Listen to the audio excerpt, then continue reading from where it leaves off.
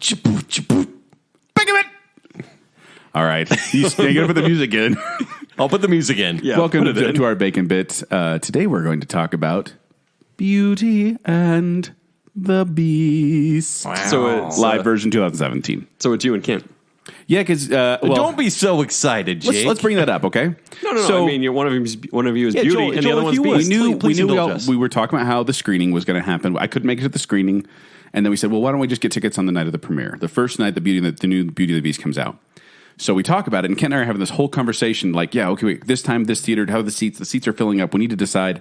And then we're like, where's Jacob? Where's Jacob? Where's Jacob? And we're on Messenger. And, it's not like we can call Jacob on the phone. That would be just weird. So we just wait for him to him to respond, and wait. Finally, Jacob comes in. This was like 2 hours they waited or something. That's wait. Especially when it's like, just send seats are filling up. gifs Seats are filling up. like us turning into skeletons, basically, like waiting for you to show up ever. Then Jacob pops in with his traditional, "Hey guys, wow, I missed a lot." That's basically how That's what you do too when you miss it. I do, but it's your voice that I hear in my head every time I hear that. Hey guys, And then Jacob said, you said all these things. We while said, I was gone. is Thursday a go? And you're like, yes, Thursday is a go. Mm-hmm. Okay, I'll buy tickets. So I went in, I bought one for me, one for Kent, one for Jacob. And then 10 minutes later, Jacob's like, oh, by the way, I can't make it. Oh, did you say Thursday? That's really too bad because I really wanted to see this movie and now I can't. Did you lie? Darn. I feel like you lied to us. Oh, you'll have to just wonder. I don't think I have to wonder anymore. It's rude. Well, that was the point, was that all of a sudden we had an extra ticket. Jacob's like, I'll pay you back. But I'm sorry. this was actually a big win because Joel's been a bad husband lately. Yep. And he thought, you know what? I'm going to ask my wife to go to a movie I like with how me. Kitten has firsthand knowledge of this.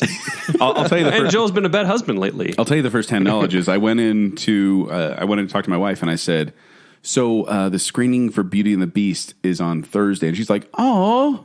And I went, do you want to go? And she's like, well, yeah. And then she got all excited and I was like, yes. I failed to tell her that it was because Jacob canceled last minute. See, and I think that's fine to fail to tell her that until you actually tell her. Then that's a failure. Does she know now? She found out. Yeah, she found out. Maybe she'd find out listening. She found out when I was telling my dad. I was like, yeah, here's what happened. I'm always like, oh, I didn't know that. And I'm like, oh. You're taking over for Jake. But it worked out really well. And I tried to get her to record with us because I thought it would be nice to have that unique voice here. Yes. And she says sometimes she forgets words. She did. She's not confident herself, even though she's great. And she can do everything wonderfully. She's more funny than you are. She's amazingly funny. Yes. But she likes to hide it when she gets around people. She gets very shy. And she just gets red in the face and gets very quiet whenever she gets in the spotlight. Hey, kind of like you, Jake. Really? Not lately. So Kent got to go on a third wheel date with me and my wife to the movie theater. And when he came in, he was able to see one of our pre-movie rituals, we'll call it. Remember the movie etiquette show, Jake? Oh, where we had the group hug in the back of the car? Is that what you're talking about? No, it was actually worse than that, but thanks for bringing that up. Joel seems a little confused.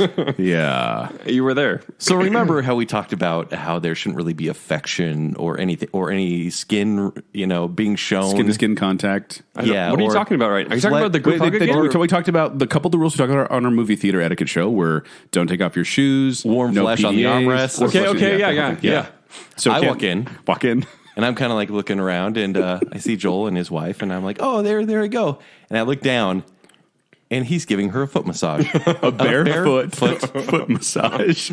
And Kent, Joel, tell me, after you were rubbing her feet, you took your hand and reached it toward Ken's face. No. Dang it. But I'll tell you I what. would. Kent, first of all, he didn't make eye contact. He was like, is that my seat? No, is that my seat? He just wouldn't look at us. And I was like, what's up, Ken? Just rubbing my wife's foot. And it was a little distracting because we saw a long-time listener, Spencer Michael Myers. Yes, we did. And he's like, hey, Kent, how's it going? And I'm like, hey, man. And I'm looking down, I'm knowing that this atrocity is happening right beneath me.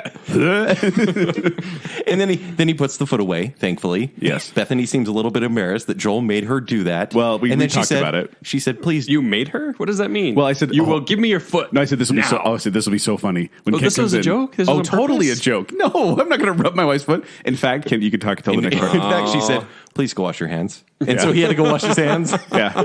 Oh, I And said. then Joel just licked his hands instead. No, I said. He put the $10 bill in his mouth, which is weird. Yeah, I was like, I feel like I need to wash my hands. She's like, yeah, you should go wash your hands. And so, because she said as I was doing it, she's like, oh, we never do this. And I'm like, I know, but it's for a joke. So there. And you then go. when he went and washed his You don't hands, ever rub her feet? No, You animal. she doesn't like it. She doesn't? No, she likes her hair played with. So it was weird though when he came back from washing his hands. I started rubbing her feet. And that's how you got the first-hand knowledge about Joel not being a good He's a husband. bad husband. She just opened Secretly, right up. she likes the foot rubbing, Joel. Yeah, Kent said, he said, I would never dare to do that. And she'd never give me her foot, but that would have been so funny. That would have been funny. Yeah. But let's talk about Beauty and the Beast. Let's do it. Well, we're like 20 minutes also, in. well to the done, Bacon Joel. Bit. Well done. Thank you. That was my little, haha, this will be funny prank. And I felt like I could do it because it wasn't like I was a guest of Kent's. I paid for my own ticket. And so I felt like I could do this without, offending him and never being invited back. I paid my money, dang it. I get to touch any foot I want. So, Beauty and the Beast, the live-action adaptation, directed by Bill Condon, is that Yes. right? Starring Emma Watson, just came out, and we saw it. Kent and I did. Yes. Jacob obviously didn't. So, we're going to do this first little bit you spoiler-free. had to go see Kong. Yeah. we're gonna do this first little bit spoiler-free, that was probably probably the first 5-10 minutes spoiler-free, and then we'll get into spoilers, but I'm letting you know right now, it's no different from the cartoon. Like, there's really nothing to Spoiler spoil. What alert. if they haven't seen the original? Well, then it'll be a surprise. Well, then it's 25 years old. Go watch a movie sometime. Yeah, but there's not a lot to spoil. So even when we get into the spoiler full, just know that it's pretty much if you can That's funny. if you can vaguely remember the animated 1991 film, Yeah. then Look, you've you're already fine. given the only spoiler, which is that there can't be any spoilers. That I it's said the basically same. there are some changes. All right. Yeah. So do you want to give us the story anyways, or do you want to move right into Just it? tell us about the changes. Both a little scared. Neither one prepared. All right. I'll ask Both some a little questions. scared. How's the music? Was there a lot of music? Was it just like There is a lot of music. A lot of music. This is almost I'm not going to say a full musical. is but our they- cast singing? It's a full musical. Yeah, no, I'm saying they're not singing the entire time, but No. they have added about 3 extra songs. 3 new Extra. songs about Wow. that. Well, I'll just go ahead and give my feelings about it. All right. So it's not bad. Like, it's not a bad movie. The problem is that it felt like I was going to see a stage play of this movie that I love. And I watched it and I'm like, hey, this is a great adaptation. You guys are doing great up there. I really wish I was watching the original right now. Like, every time a song would come on, I was like, oh, wow, they don't sound quite right. And, scenes would happen. I'm like, oh, they played that just like the movie. Oh, they changed something there. That's a little weird. So I spent most of the movie, especially the songs, when they were songs from the movie, I wanted to go listen to the original versions. When they weren't, when they were brand new songs, I kept thinking, Were they good? Just The go new back. ones? Well, they were fine, but they're not really memorable. And so I was like, go back to the fun ones again. It felt a little weird, some of the stuff that played out on stage, which I'll get into in the spoiler full version. But overall, it's fine. I give it maybe 3 stars, a C, because it's fine, but C, it's huh? unnecessary. That's pretty low. That's That's I liked it. that sounds lower than what It's you average. were just saying. No, but it's average. It's an average movie because it's like when I was talking to my wife about it, I said it's like when you go see a movie after reading the book and you're like, wow, it's kind of cool to see this on the screen, but the book's better. And it's the same with this, where I was like, wow, it's kind of cool to see live action version of this, but the animated one's better. Like, the animated one to me is like a 5-star type of movie. Yes. where I can watch it again and again and not get sick of it. This one, I might watch it one more time, but it's not going to be a family staple. Money grab. Okay, you can't. Total money your grab. turn. It almost seems like when the actors were meant to read their scripts right before their lines, instead of scripts, they just watched the original cartoon. Some of the delivery is exactly the same. Most of the delivery is exactly the same. In 1998, So it's like being line read the whole movie. Like, It that's feels not cool. like it. That's not cool. And there are literally shot for shot remakes of scenes. Like, there was one scene where I'm like, this is exactly how it played out. Like, just where the camera was and everything. This is from the acclaimed director of Breaking Dawn Part 1 and Part 2 of the Twilight Saga. Does that mean anything to you? Look, well, it the might. visionary behind Dreamgirls. No, and Breaking when Dawn. Suicide Squad is an Academy Award winning movie, like, you Anything's could be, up for grabs. Yeah, like Breaking Dawn, sure, why not? That fits right That's in. an insult. It's a fact. So I feel like everyone just lazified their way through this, and that's now a word. I don't think the director had any vision whatsoever. He said, hey, I've already got my storyboard because there's already a movie, and it's a brilliant movie. I'm going to do my thing exactly the same way. This is the laziest, most unnecessary movie I've seen in a long time. Wow. That's pretty harsh. I'm being harsh. I'm not going to be as harsh on Give my it a grade. D. Are you giving it a D? I'm not going to give it a D. It just doesn't seem like it needed to be made. It feels And unnecessary. Here's the thing, though. If you haven't seen the cartoon, like, where have you been? Because the cartoon is still very, very timeless. Everyone's seen it. it's a well-made movie enough. If you've never seen the cartoon, like I was saying, you're going to watch this movie, or kids or whatever, and they're going to say, oh, it's kind of a cute story, and it's nice because it plays out well, and there's pacing there. So maybe they can make the argument that this is just done for a new generation. That, yeah, it's a rehash, It could but be- for a purpose of new listeners, new blood. I'll also say that there are some things that Listeners. Yeah, I know, right? there are some things that just don't work as well in live action. Like the characters aren't as endearing looking. Like they're fine. It's, cool to see a talking candlestick or a talking teacup, but there's just something that's not as animated, not as clever. What would have actually been cool is to have Beast be like just like a big like costume, like like Harvey or something, just like a giant bunny who kind of like You okay?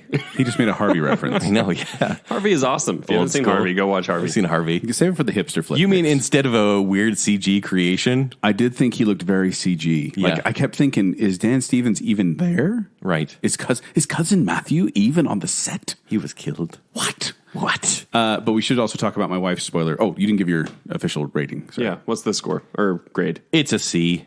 Hey, we're agreeing. Yeah.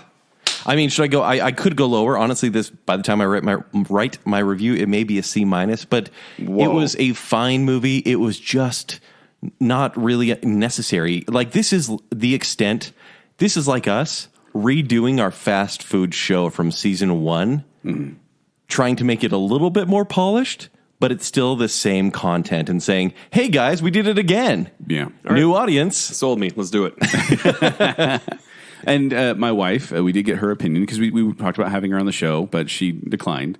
But she did say that she said it took her a while to get used to it. Like she said, I didn't like the Beast, I didn't like Gaston, I didn't like Belle, like at the beginning. But by the end, they warmed enough that I thought, okay, I like them now. And overall, she liked the movie. And she called me on the phone. We were talking on the way here, and she said that she would probably watch it again, but she only wants to see like some things that she missed, clarify some things again. She liked that some characters got a little more backstory as well, which I wasn't a fan of, but we'll talk about that in the spoiler full review. But overall, I'd say go ahead and see Spoiler it. full. Yeah. All right. All right, should we do spoilers? Yay. In case you haven't seen the movie 25 years ago, we're Yeah. going into spoiler territory. And when we touch, she didn't shudder. My spoilers. I was going to say, tale as old as time, spoilers as old as rhyme. It's clever. Spoilers and the spoilers. I feel good about that. Yeah, that's pretty good. All right, now we're into spoiler full territory. Guys, have you seen Beauty and the Beast? It's crazy. I cannot believe He was a robot the whole time. that Belle turned into a beast at the end because she ate the flower. Shrek. Oh, right. No, I mean, really, there's not much to spoil. They added a song for the Beast, and they Isn't it called Forgettable? I think all the songs were called... Unforgettable. No, they were just called Forgettable because that's what they were. But they gave the Beast a bit of a backstory, which was, spoiler, we're already there, but his mother died, and then his dad was abusive. Aww. And that's why he's so spoiled. And I was just kind of like, I don't need to know that. I kind of like that he wasn't an 11-year-old kid that got cursed by the Enchantress. Yes, every time they said Enchantress, I'd lean over to little Kate. dance there. Oh, every time they said Enchantress in the movie, I'd go Enchantress, and then Kent would do this little move with his shoulders. People didn't really care to sit by us. Oh, gosh. Which, man, seeing it like when you see it in the cartoon, it's like stained glass window flashback. Yes. It's a different story. When seeing it actually happened, I was like, wow, that Enchantress was really a jerk. Like, yeah, he kind of scoffs at her because she first of all, she bursts in unannounced to this party, which would put anyone at ill ease. Was it a party in the animated? Yeah, no, I don't think it was. He just knocked on the opened door. his So own she just door. bursts in the front, just lands on the floor, and then she holds up a rose, and he kind of just scoffs like, and that's pretty much it. And then she curses him, his whole household, and changes them all into creatures, and then puts a curse over the land to make everyone that loved them forget about them, and they made it eternally winter. And I'm sitting there thinking, she's really stacking the deck against him. Yeah. And then she hung out for however many years it is. Yeah, just kind of hung out by the town, waiting for something to kept happen. seeing her? Yes. No, you don't keep seeing her, but when Kevin Kline, which that was just bizarre seeing him I'm in that sorry, role. Kevin Kline? Kevin Kline is the dad. The inventor. Crazy wow. old Maurice. Well, he's could see he's that, known actually. for his French heritage. Much like Emma anyone Watson, in this movie. Dan Stevens, Luke Evans, Josh Gad, like Ewan McGregor, there's no Luke French, Evans? yeah. Ian McKellen. There's no French people. What? Ian McKellen, yeah, Ewan McGregor. It was just bizarre. I had no idea they had that big a cast. I didn't know either. But anyway, he gets left for dead, basically, which that was actually kind of cool. because that made Gaston more of a villain. Yeah. And I liked that because he basically leaves Belle's dad for dead. But then he gets found by this old beggar woman, and like he opens his eyes, he's like, "Oh, thank you, Agatha." Yeah, thank you, Agatha. And then they never really explain how he knows her or how anyone knows her because she's a hermit. So they're doing backstories. And then at the end, it's a big reveal that Agatha is actually Enchantress. We also get a backstory with Belle, really briefly, maybe in the third act. Essentially, her mother died of the plague. I'm not laughing at that. It seems like you are. I'm not laughing at that. And that's why they fall in love, because her mother died, raised by her father. And plague deaths are funny. Plague deaths are really funny. Yeah. Top tier funny. We hope you enjoy the show. Yes. And also, the prince or the beast was raised by his father after his mother died. So there's the connection there, which makes sense that the Stockholm Syndrome just kind of works. Well, and my wife also pointed out, and I didn't realize this, she said that the beast was cursed because he was a jerk, but his servants were cursed because they didn't... Because they were at a dance party. They didn't do more to help him not be a jerk like his dad. Like, didn't do more to save him from that situation. Right. And I kind of went, oh, okay. So I can buy that. Also, Beast, and I'm not making this up, Jacob. Okay. Beast has a magical teleporting book that lets them teleport to Paris. I'm not making this up. Because I thought at first it was just like they'd be able to see places, like they weren't really there. So he took her to Paris? Yes. Where? Well, we're in spoiler territory. He takes her to where she was a baby and where her mother He actually died. says this. He says, the Enchantress. she punished me and gave me this book where I could travel anywhere in the world to show me how lonely I'd be. Where do you want to go? Because nowhere will take a beast. Like he's like, nowhere will take a beast. But she gave me this book, and I thought he could see things, but no, it physically transforms them to these places, like in real time. So they're there with everyone, except for all. And so he says, "Picture anywhere you want, and you can be there." It was weird. She went to Gallifrey, right? That was really weird. Yeah. Wow, nerdy.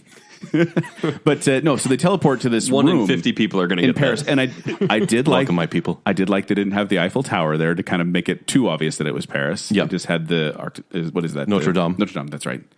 And so, but they're in this little house, and I thought she could have taken him anywhere, and he would have been in front of people. Like it was just a weird change, I thought. Mm-hmm. But that was weird. All right, what else? What else is weird? There's not much different from the cartoon here. Yeah. I mean, LeFou is a more confident character. Not quite the fool. We should that was a big controversy. We probably should talk about it. Which what? The exclusively gay moment. Exclusively gay moment. You mean when you guys went to the movie together? With Joel's wife. With my wife. That's too bad. Because for those of you who don't know, both the director, Bill Condon, and Josh Gad came out with interviews saying, hey, there's an exclusively gay moment in this movie, and we're very proud of it. So then there was a huge backlash saying that there was a city in Russia that said, we're not going to show this movie at all. There were people demanding boycotts. There were theaters that weren't going to show it. And they were like, what the heck? Why is everyone reacting? So anytime Josh Gad is on screen, Joel and I are like, hey, you think it's going to happen? Hey, no, you think it's and every time happen? something remotely happened, can it be like, was that it? Was that the exclusively gay moment? Because LeFou is very flamboyant. Very flamboyant. And in every character, he's almost playing this role. It's almost a little bit offensive to the gay stereotype. I thought, and after watching this movie, I will say that I don't think a lot of people would have noticed or cared had they not made a big deal about it, because it just kind of is this passing thing. If you want to know what the exclusive gay moment is, it's when LeFou lifts up his shirt and Gaston has put a bite mark on his belly. That's not the exclusively gay moment. But that actually happens. But that's weird. Yes. No one wrestles like Gaston. No one Here's bites giant like Gaston. jaw. Oh, no one bites like Gaston. No one bites like Gaston. He lifts up his shirt and he has a bite mark on his belly. But Ken and I both went, that's it. Oh, that can't be the exclusively gay moment. No, the exclusive the quote-unquote exclusive gay moment is at the very end. They're all having this big ballroom dance, and LeFou has kind of reformed, and he's now with the good people, I guess. Because the jerks were back there in the party. I don't know. Anyway. Yeah, I know. Who knows? But this movie sounds stupid. Everyone's happy. Everyone's happy. Everyone's dancing, and he's dancing with his woman. And then the guy comes up and he dances with the guy. It's like 0.5 for a seconds split of second. two guys dancing. Barely anything. And no one would have noticed or cared really. And then they did at all. They made this big deal out of it, and so it became this big deal. So I just thought it was It wasn't that big of a deal. How do you think? That's what I was going to say. Yes. Sorry, I completely derailed this there, but so I think dancing is gay, is what you're saying. Well, no, I think that honestly, I think there's going to be people offended by this, but I think it's going to be part of the gay community who thinks that he was overly flamboyant, and or that they think he wasn't gay enough. Like, I think there's going to be some backlash on that end as well. That'd be pretty funny, actually, if both sides were mad at him. That's what I think is going to happen. That'd be great. Is everyone's going to be fighting about it for different reasons. I don't think this movie is for kids. And I'm not even saying just what we were talking about. It is nice segue there, Ken. It's like 2 hours and 10 minutes long. It is far too long for any kid to sit through and enjoy. Really? So it's just nostalgia play. And it's a little boring. It is at times. Although there is a Dumb and Dumber moment, which I knew I'd seen that clip before, but I enjoyed it. Which moment? When he pegs her in the face with a snowball. Oh, okay. Yes, I laughed. And there was one other part. Laughed. Dang it. You did laugh at that. And there was one other part that we both laughed at, and I can't remember what it was. It is a little weird having Gandalf the Grey be a little clock. That was bizarre. But, and you know, there's some. You shall not pass the time. I'm so sorry. Go sit in the corner, kid. I'm in the corner. I feel like they vilified Belle a little more. Vilified the town a little more, because in the movie they're just kind of that snide kind of, well, she's odd. In this one, they're like, how dare you teach her to read? I'll break your washing machine. Yeah, are you washing clothes? Throw them on the ground. We hate reading. We can't have another female reader. And I was like, that's a little heavy-handed. Another one because they killed the last one. Yeah. You remember what happened last time? Yeah. All No, right. it was a little heavy-handed in that regard. And I agree with Kent that if I put both of these in front of my kids and they'd seen both of them, because they'll want to see the new one because it's new. Mm-hmm. But I guarantee they'll pick the shorter animated one every time because it's more fun and less. It's more magical. Yes. Like, for example, there is a scene when she is running up on the hill. It's her Sound of Music moment. And she's singing, the end of this poor provincial town, whatever. Yeah. And it's a great moment. In this one, it's really like the screen is dark. I felt like I was watching watching with 3D glasses because there was no magnificence to it at all. You didn't think so? No, I didn't. I thought it was mediocre magnificence. Like I saw the hill. That's not That's a magnificent. contradiction in terms. Then when it panned over and you saw Mordor in the distance. Yeah, there was Mordor in the distance. Gandalf comes galloping in on a horse. He's a clock. Awesome. But it just felt like they're trying to reproduce what was already great with the exact same scene live action, and it was muddled because it was CG. So who should see this? Should anyone see this? Yeah, I think people should see it. Why not? Blanket statement, women will like it. Wow, that's racist. No, I'm just saying it's a nice little romantic story. It's something that we all grew up with, and you want to kind of see that again. So the nostalgia play is good enough that some viewers will be satisfied. I will say, if you were going to see Beauty and the Beast, if it was coming on tour in a live stage play, and you're like, oh, I want to see that, that's the type of people who go see this movie, because that's what right, it is. great. It's a novelty That's to a good see comparison. it in live form, but it's nothing more than Yeah, that puts it in a perspective. rehash. And I don't really think Emma Watson did that good of a job. Every time she reads a line, it's like her eyebrows do this. I don't know. I didn't really care for her. Kent's eyebrows actually just got up and ran around the table. So And that's what she does. no, They did a little she Rockettes dance. Yeah. she had her weaker moments, but she had some moments where I completely forgot that she was Hermione. So could the Beast have been? You mean Emma Watson? No, I mean Hermione. Yeah. So could the Beast have been played by anyone? Yes. Yeah. Honestly, I mean, at one time, it sounded was like Carl Urban. He showed up to play the Beast. Carl Urban? Nah, he Well, could've no, it done was La La Land. Ryan Gosling. Ryan Gosling. Yes. Like he was scheduled to play it, right? He was. Yeah. Well, Well, they had him there, and then it he didn't could have been because of anyone. La La Land. Actually, I think. Dan Stevens sounded like he was doing an impression of the Beast from the movie, and it was fine. It actually worked just fine. And I will say, he was a better looking Prince than the animated Prince. Well, that doesn't take. I don't much. know. When he showed up in his capris at the end, I liked that. it's like, hey, everybody, I'm back to normal. I liked that because I His was like, capris? hey, it's the outfit. capris? It was the Yeah. outfit. Oh, there was one part. Kent and I are jerks, basically, is what it's going to come down oh to. my gosh. This is Wait, the best part. Save it. Oh, are you talking about the punching part or another part? Do the punching part first. I want to talk about the dancing part at the end. All right, do Okay. those, and then we'll close it. Well, okay. So, first of all, Don't be so excited to finish the show, Jake. The one I was originally going to say is like been plenty long. after she gets after she escapes to go run back to the Beast to help him, she rips her dress off, and you don't see like Jeez, family friendly, Joel. exactly because you don't see like what she's wearing underneath it. All you see is you see her yellow dress fall on the ground, and then out of focus you see her riding on a horse away. And I just kind of went, I hope she's wearing something underneath that. So that was that. But then I hope she didn't. Kent, family friendly. Yes. But then Okay, so I'm just wanna see those eyebrows going to be dance Belle. again. I'm going to be Belle. This is the last scene that they are in together. All right. wait. You want to do that before the punching Oh, part? let's do the punching part. Sorry, you So teased that. there's a part when Gaston wheels up and clocks Maurice, the dad, right in the face, which was kind of shocking, but not as shocking as it was to the girl down in like row 5 who just went, oh! Like there was an audible gasp and then shriek. I also had a girl behind me during the Beauty and the Beast dancing scene, which was exactly like the cartoon, crying. Less impressive. Yes. I thought it was The less whole impressive. movie was less Wait, impressive. the crying was less impressive than the shrieking? Yes, Is that what you mean? No, the shrieking was hilarious. The ballroom scene I thought was better in the movie. Or the cartoon. Excuse They're me. celebrating. Everyone is back to their normal French selves, apparently. So You're French getting now. to yours now, the Yes. final one. Okay. Which once again, like only 2 characters had French accents. Right. They had Italian and British people, and I think Ewan American. McGregor was trying. Ewan McGregor was the only. He was Lumiere. Yeah. Yeah. Okay, so they're dancing, and it's Belle in this new pretty dress that they're probably going to sell on toy racks everywhere. It's a pretty dress. Yeah. It's a pretty dress. She's dancing with the prince or the beast, whatever Yeah. he is, as a human. And she goes, okay, so I'm going to be Belle. Okay. They're dancing. They're doing the waltz. She goes, do you think you could grow a beard? And he growls at her, it does this fake Rawr. Like he does this rawr, but it comes out as like a beast noise, and it really the whole audience kind of went ho ho ho. And I went, oh, please don't. Don't do that. It was awkward. It was an Do awkward you think you moment. could, because she liked him better as a beast. Well, I think she just, it was that little haha, I'm used to you Harrier, I guess.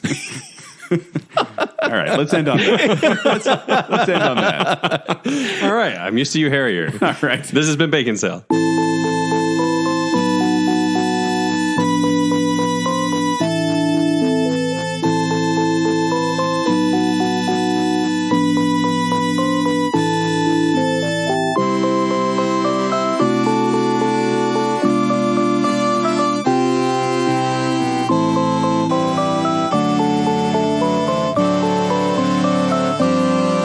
Right from the moment when I met her, saw her, I said she's gorgeous and I vowed. That Belle.